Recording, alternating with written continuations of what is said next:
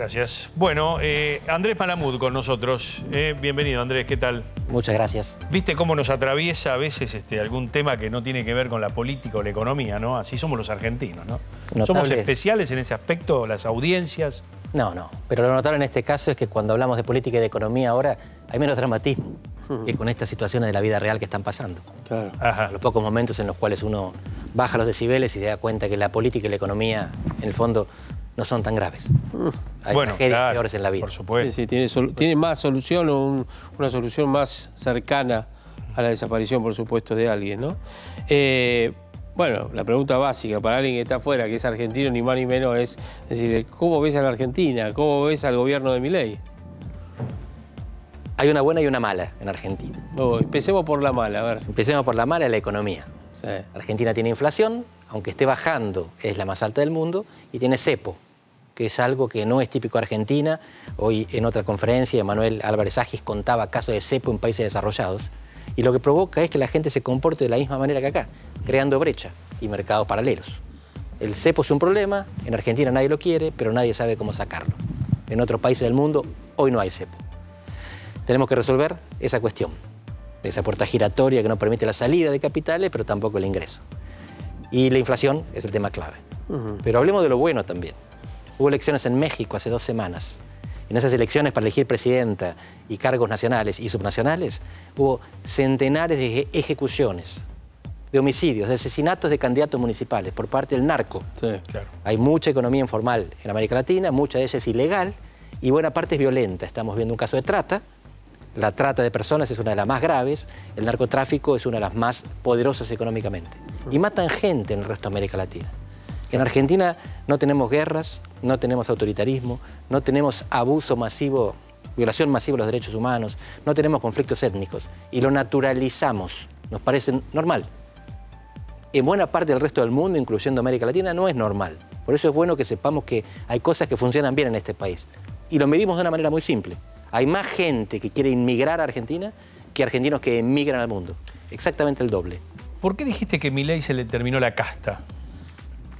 Porque hasta ahora Milei podía adjudicar la responsabilidad de los problemas a los que estaban antes. Ajá. Y la gente le creía, porque tenía razón.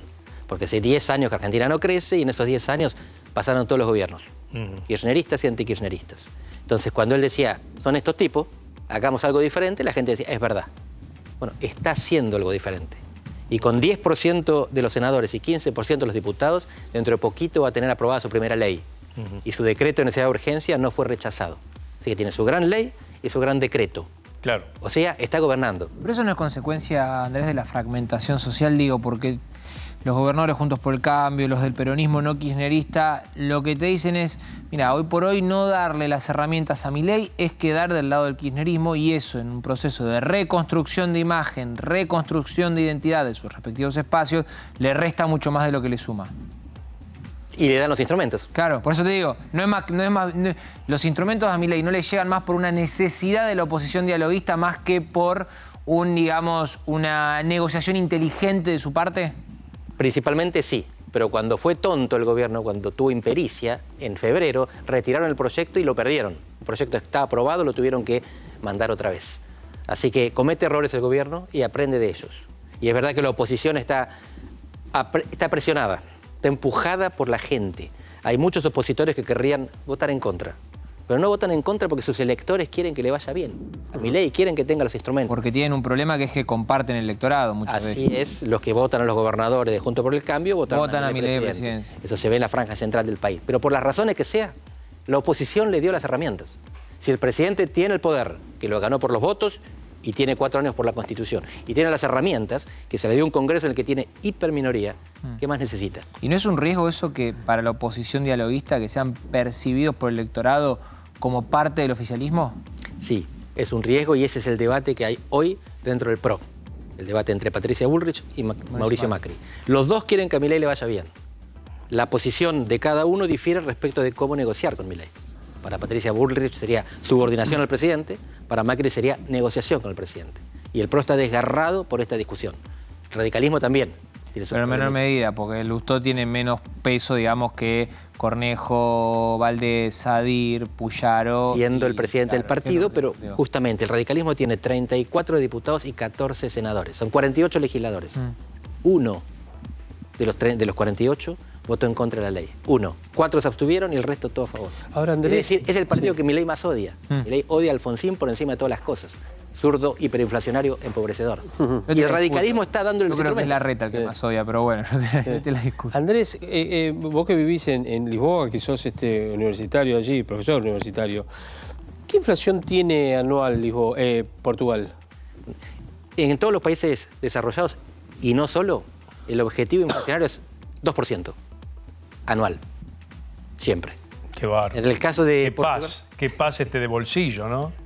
Pará que ahí viene algo. No, se le disparó con la pandemia. En algunos bueno, países claro. llegaron al 10% anual y estaban desesperados. Claro. Cuando uno le dice en Argentina tuvimos el 25 hace un poquito, Tal cual. un poquito nomás, no entiende. Ahora, cuando vos explicás, pues a mí me ha pasado cuando voy al exterior y les cuento la inflación que hemos tenido. Yo he viajado, por ejemplo, a España, siempre lo cuento, en España en 2018, a los parientes que tenía ahí, pero hombre, ¿cómo no explota todo?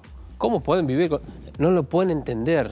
No pueden entender que convivamos con la inflación tanto tiempo y que además, entre comillas, sigamos vivos, ¿no es cierto? Allá, vos cuando hablas y les contás, ¿qué te dicen? Les cuesta entenderlo, pero a nosotros nos cuesta entender el desempleo que hay en España, que duplica al argentino. En España hay un desempleo estructural de 2 dígitos, que anda entre el 12 y el 15%, siempre. Pero como ganan bien y los chicos viven con los padres y la caña, la cerveza es barata, entonces se la aguantan. Si hubiera 15% de desempleo en Argentina hay 7 ahora y estamos preocupados. ¿Y cómo cubre el Estado en España ese 20% de desocupados? España es un país rico. Y es un país rico en parte porque trabajan, se esfuerzan, invierten, y en parte más importante todavía porque están en Europa. Hay muchas teorías del desarrollo. La más considerada, dice, son las instituciones. Entonces miran Corea del Norte y Corea del Sur, misma cultura, misma población, con capitalismo sos rico, con comunismo sos pobre. O miran a Sonora, una ciudad que tiene parte en México, parte en Estados Unidos, lo mismo. La Sonora estadounidense es rica, la mexicana es pobre. Pero no es solamente esto. En realidad tiene que ver con, sí, ¿de qué lado estás? De la geopolítica. Porque las instituciones uruguayas no son peores que las italianas o que las españolas. Claro. Y Uruguay no es un país desarrollado, porque está en América Latina. Ajá. A España le tocó estar en Europa. Y a Europa le convenía que España fuera desarrollada, porque es mercado. Y porque si no le mandaba a los pobres. Entonces dijo, quédense en España, les ponemos fábricas, les construimos rutas. Las fábricas son alemanas, las rutas fueron pagadas con fondos europeos, ustedes se quedan ahí y todos crecemos juntos. Esa es la verdadera integración, ¿no es cierto? El desarrollo... Si a él, que mi vecino, le va mal, es como en un barrio. Si a tu vecino le está yendo mal y empieza a construirte una pajarera al lado, vos decís, bueno, a ver, vamos a buscarle, ¿qué te está pasando? Que yo te doy una mano para que consigas trabajo y de esa manera puedas hacer la casa como corresponde, porque si no, se me viene todo encima. No me cortás la planta, me pones cualquier cosa al lado, tendés la ropa... Pero es geopolítica, porque vos, por ejemplo, hay un lema así trivial que dice la gente que si a los ingleses en el 7 y 8, en 1907, en las invasiones, le hubiésemos tirado aceite, seríamos Australia, ¿no? Sí. Australia está en otro continente y es Australia. Sí, ahí está. Ahora, mirá que mentiroso. Está bien, ya éramos mentirosos nosotros porque nunca le tiramos aceite, sino que tiramos agua. Está bien, pero, ya, ¿viste? Está bien, pero te quiero decir... No éramos tan ricos. Traigo esa cuestión trivial, esa cuestión del lenguaje popular o la tradición, a escena, porque no es un tema territorial. Australia era una colonia inglesa y termina siendo una potencia con un nivel de vida impresionante. ¿No? Vos lo estás diciendo. Hay 3 razones por las cuales los países son desarrollados. Hay 200 países en el mundo, 40 son desarrollados. Esos 40 se desarrollaron por 3 razones distintas. Una, los pioneros, Inglaterra. Revolución industrial, descubren el motor a vapor, descubren el hilado, descubren el cerco y entonces delimitan la propiedad de los campos.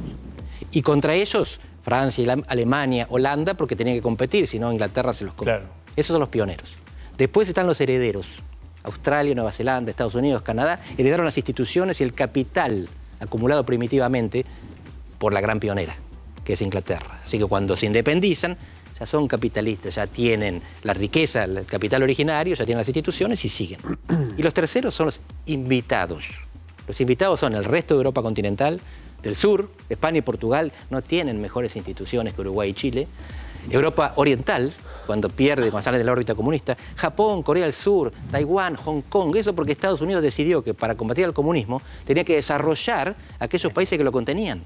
Entonces nosotros somos el patio de atrás no de América, sino de España. No hay ningún país latinoamericano desarrollado. Bueno, pero por culpa de España. Perdón, No, porque a las potencias, porque a Inglaterra, Estados Unidos, no les interesó desarrollar, Sí, porque no somos una amenaza para ellos. Pero hay una cuestión que me parece troncal y ya que mencionaban la geopolítica. Uruguay, Brasil, Chile, Colombia. Incluso si uno quiere ir un poco más al norte, ¿no? Ecuador en su momento. Independientemente del gobierno de turno que tuvieran, si es más o menos populista, más o menos, más derecha, menos derecha, la Cancillería tiene un norte. O sea, tiene una forma de relacionarse con el mundo que no cambia independientemente de que esté en el poder. Acá también hay que ser realista. Pasamos de ser amigo de Irán y Venezuela a tener una postura más alineada con los Estados Unidos. A volver al populismo, a otra vez volver con los Estados Unidos. Eso también impacta en el desarrollo, no es solamente una cuestión de las instituciones, es cómo ejercemos nosotros los argentinos nuestro posicionamiento en el comercio internacional. Dentro de América Latina puede ser Uruguay o Venezuela. Claro. Todos preferimos ser Uruguay. Uruguay hizo casi todo bien, Venezuela hizo todo mal. Pero Uruguay haciendo todo bien no es un país desarrollado. Y si vos te vas a Europa, los belgas a veces tienen 2 años que no pueden formar gobierno. Los italianos hoy tienen un gobierno estable, pero no lo tenían. Era una máquina de rotar gobierno. España también está España en este momento tiene un gobierno constituido por un partido de gente que no quiere ser española. Claro. Y Francia, el jefe de prófugo del partido para el cual votó. Francia con Macron también, ¿no es cierto? Con un adelanto de elecciones también. Salió tercero Macron. Claro. Y convocó elecciones y va a salir tercero de nuevo. Ahí está, contá, en el corte lo hablábamos, la diferencia, bueno, yo le preguntaba, ¿cómo está Portugal? Políticamente hablando, la gente está contenta, cómo vive, qué sé yo. Y me hizo la comparación política en esto de, a ver cómo es, dale. Portugal es un país amable, pacífico y tranquilo. Son como uruguayos. Y se parecen a los uruguayos incluso en que emigran mucho. Entonces, la gente que está más motivada, los más rebeldes, se autoseleccionan y se van a buscar trabajo en otro lado. Tiene 20% de la población afuera del país. Argentina tiene el 2%. Entonces, en Argentina la gente se queda y protesta. Por eso es más turbulento. En Portugal son más tranquilos. Hubo un ascenso de la extrema derecha en la última elección parlamentaria. El partido Llega, que quiere decir basta de casta, sacó el 18%. Terror universal. No sabían qué hacer. 2 meses después, elecciones europeas, bajó al 9%. En realidad tenía un buen candidato, un comentarista deportivo, muy carismático, que además tiene un doctorado en Derecho en la Universidad de Cork en Irlanda, es decir, que es un tipo formado, culto, carismático. La gente vota a esa persona. Y ahora los 2 partidos mainstream, los 2 partidos del centro, los 2 partidos principales, comparten la candidatura de Antonio Costa, el ex primer ministro socialista, para presidente del Consejo Europeo. Portugal va a presidir Europa. Europa tiene 2 presidentes, una va a seguir siendo alemana y el otro va a ser portugués. Claro. Y vamos al estilo de Milei, ¿no? Pero mirá, Portugal lo que, ¿no? En este devenir logra que el presidente de Europa, para decirlo de alguna manera, y una más, sea un portugués. Antes de irnos de Tiene el secretario general de las Naciones Unidas. También, bueno, una cuestión. Cuando Alberto Fernández hizo campaña en 2019, decía que su modelo era el milagro portugués. ¿Cuál era ese modelo y qué es lo que falló acá? Porque a las pruebas me remito, no llegamos ni por asomo a ser Portugal. Lo que voy a decir es antipático, pero lo que hizo Portugal es un ajustazo. Hubo un gobierno que dijo, vamos a ir más allá de la troika. La troika era la que imponía el ajuste, Fondo Monetario y 2 instituciones europeas. Y fueron más allá. El desempleo pasó de 6 a 18. Los salarios se redujeron nominalmente 25%. A lo Milei, entonces. Peor que Milei, porque fue reducción nominal. Pero fue parecida la cosa. Acá es licuación. En Argentina. Claro. Entonces vos no te baja nominalmente. Allá te bajaba. Vos cobrabas 100 y pasaste a cobrar 75. Te dolía en la vista cuando veías tu recibo de sueldo. Y la gente aguantó porque no quería ser Argentina del 2001. Y no quería ser la Grecia del año anterior. Claro. Dijeron, nos quedamos en el euro aunque duela. Pero entonces Milei aplicó el modelo portugués. No, el ajuste es universal, hay diferentes tipos de ajustar. En el caso de Portugal lo que hicieron es lo que ellos llaman la devaluación endógena. Acá hablan de dolarización endógena. Devaluación endógena es, vos no podés mover el tipo de cambio, porque estás en una moneda que se maneja entre 20. Entonces lo que haces es reducir los costos bajando los salarios nominales, los salarios y los costos. El principal costo del salario, tung. Eso a nivel público. Los públicos nos redujeron un 25%. En los privados pasó la inflación del 6 al 18. Fue mucho más grave. El milagro fue hacer el ajuste de Milei de frente, sacándote la plata, sacándote los ceros. Claro. ¿Y cómo perdón, no? Sí, sí. Yo quiero ir al estilo de Milei, porque vos estás allí en una parte del continente europeo que ha tenido con Milei un encontronazo fuerte, ¿no? Un ministro que lo trató de que tomaba estupefacientes, él Lo volvió a insultar. hablando claro, lo insultó a la mujer de Pedro Sánchez y demás. ¿Cómo ves el estilo de Milei en Europa? ¿Cómo se ve desde Europa? En Europa no lo entienden muy bien, porque lo asimilan a Bolsonaro. En Europa miran a América Latina, ven a Brasil y después al resto. Y en Brasil está Bolsonaro. ¿Qué es Bolsonaro? Un militar autoritario. Militar, tiene la formación, lo echan con el grado de capitán, Sí. porque él pone una bomba para pedir aumento salarial. Le permiten la dispensa honorable, no lo echan, lo dejan salir, pero él defiende el golpe militar del 64. Cuando lo ven a Milei, que es de la misma familia partidaria, dicen, es un autoritario. Pero Milei no es militar y no defiende el golpe, defiende la Argentina del siglo XIX. Es Claro. otro tipo de pensamiento. O la Argentina del 90. Defiende bastante el menemismo, exacto, Claro. surgió de los votos. Y no ya de que las botas. haces la comparación sobre Bolsonaro y Argentina, una de las cosas que me empezó a sorprender estos días es cómo daría la sensación de que la cuestión del centrado, lo que está hablando mucho la oposición ahora, no armar una opción de centro contra algo de extrema derecha, ya se quemó discursivamente en 2019 cuando lo vendían a Macri como una persona de esas características, no más como un Bolsonaro que como alguien de centro derecha o de centro. ¿Es posible armarlo ahora el centrado en Argentina? El centrado en Brasil no pretende poner presidente. Es Claro, un grupo de pretende sacarlo. legisladores que no, trabaja con el presidente porque se beneficia de trabajar con el presidente. Hoy el Congreso brasileño es fuertísimo. Tiene algo de presupuesto secreto, por lo cual le meten partidas presupuestarias y no se sabe quién la sugirió. Entonces cada uno se lleva lo suyo. El centro no gana elecciones en un momento de nitidez y autenticidad. La gente lo que quiere es agua fría o agua caliente. El agua tibia no vende. Hay que suplantar uno de los extremos. Fue lo que hizo Milei. Pasó por encima junto por el cambio y se quedó con ese electorado. Los que están en el centro tienen que decidir qué lado les gusta más y después moderarlo. En el boxeo, mirá la pregunta que te voy a hacer, a ver si... ¿Vos sos boxeador? Alguna vez hemos practicado, hemos hecho tanto deporte. Bueno. No, pero pará. Increíble. Sí, sí, mi papá Esto es también boxeaba. increíble. Andrés. Cuando un boxeador recibe una trompada en el hígado, en la zona del hígado, es casi un knockout seguro.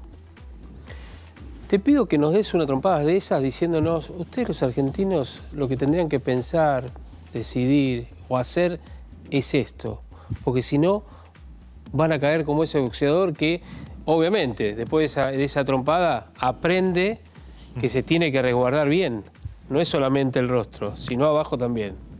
Yo nunca podría decir ustedes, los argentinos. Soy más argentino que el dulce de leche. Reivindiquen en Uruguay o Paraguay.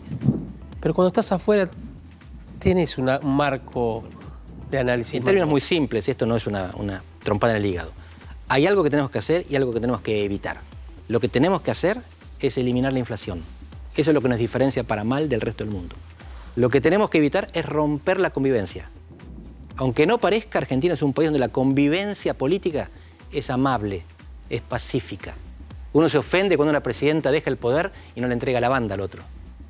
Y se esconde. O cuando un presidente termina el poder y se va a España. Vive de los lujos. Esto es lo peor que pasa. En otros lugares van presos. Claro. O los matan. En Ecuador, un candidato presidencial que iba a ganar las elecciones lo asesinaron. Y entonces el resto de los candidatos votó con chaleco antibalas. En México ya les contaba recién.